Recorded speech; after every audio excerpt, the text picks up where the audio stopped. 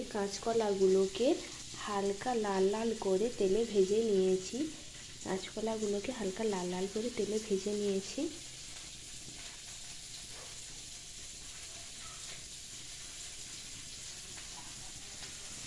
এখানে আমি মশলাটা কষিয়ে নিচ্ছি। আমি কিন্তু খুবই অল্প মশলায় আর কিন্তু খুবই অল্প তেলে রান্না করি। সবাই কিন্তু আমাকে তাই বলে কী করে পারি, আমি কিন্তু পারি।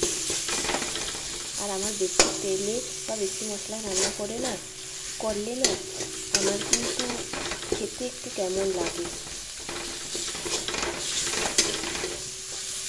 একদম দেখো মাখা মাখা তেল মশলা এরকম দিয়েই আমি রান্না করতে পছন্দ করি। তোমরাও কিন্তু চাইলে এরকম দিয়ে রান্না করবে, এতে শরীরও ভালো থাকবে। আর রান্নার টেস্ট করতে গেলে সবার যারা বলে মশলা অনেক কিছু দিতে হয় বা তেল অনেকটা দিতে হয়, আমি কিন্তু এটা একদমই মনে করি না। রান্না করতে একটু ধৈর্যের দরকার আর একটু পদ্ধতিটা দরকার আমি মনে করি, তাহলে কিন্তু তোমার রান্না হবে সেরার সেরা। এই যে দেখো আমি ভালো করে মশলাটা কষিয়ে নিয়েছি। এরপর আমি এর মধ্যে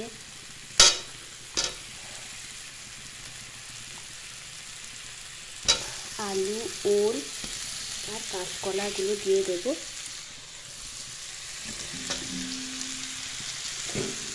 এখানে আমাদের নিরামিষ ঝোল হবে, কারণ আজকে আমাদের পূর্ণিমা পুজো হয় বাড়িতে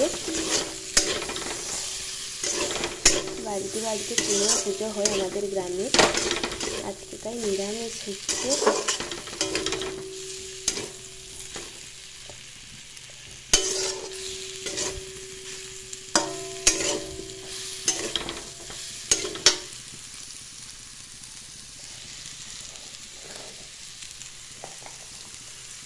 তোমরা আবার হয়তো বলবে তুমি পেঁয়াজ দিয়েছো, তাহলে কি করে নিরামিষ? অনেক জায়গায় কিন্তু নিরামিষে পেঁয়াজ খায়, কিন্তু আমাদের এখানে খায় না।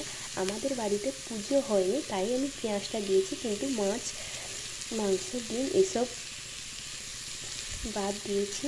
এখানে আমি নুনটা দিয়ে দিচ্ছি।